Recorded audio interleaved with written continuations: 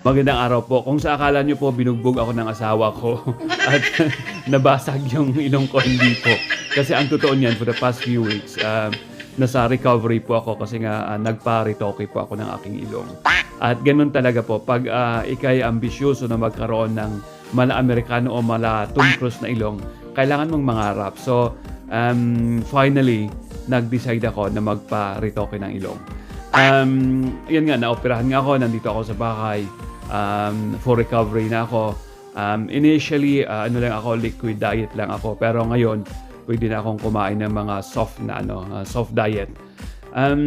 Pero may konting problema kasi nga ka-opera ko, medyo sumasakit, talagang kumikirot talaga yung ilong ko lalo pag gabi. Lalo pa pag iniisip ko yung ginawa ng ex ko sa akin dati na meron na pala siyang iba, sinurpresa talaga ako. So ayun, masakit.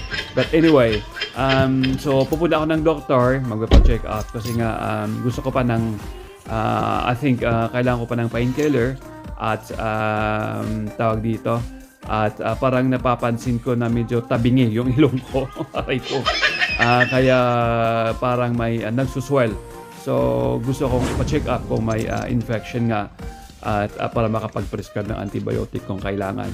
Pero anyway, galing na ako ng doktor, kagaling ko ng doktor dito.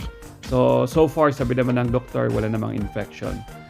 Huwag ko lang daw isipin yung ex ko kasi baka lalong lumala yung yung sakit. Pero anyway, move on. Move on. But anyway, ngayon na po, ito yung pang-5 araw ng recovery ko sa bahay. So, hindi po madali kasi talagang dumaan po ako sa butas ng karayon, kumbaga. Mahirap talaga. No pain, no gain. Ano tawag dito? No pain, no gain na naman talaga. Pero ito na po, i-reveal ko na po itong resulta ng operasyon ko sa ilong. So, sana po masaya ako sa resulta at sana po nagawa siya ng maayos para naman na-reach ko yung dream ko na magkaroon ng mala Tom Cruise o mala Keanu Reeves na ilong. O ito na po, first time po ito, hindi ko pa siya nakikita. At ito nga, ayan na. Papakita ko po sa inyo mga friends. Bakit ganito? Nasubra naman ng ba't humaba? Ba't ganito?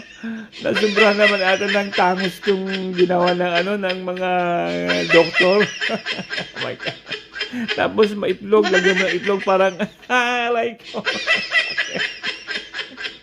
bakit naman ganito? Nako, papaputol ko to, patatabas kailangan ko ulit magpa-reduce ng ilong. Sana panaginip lang to.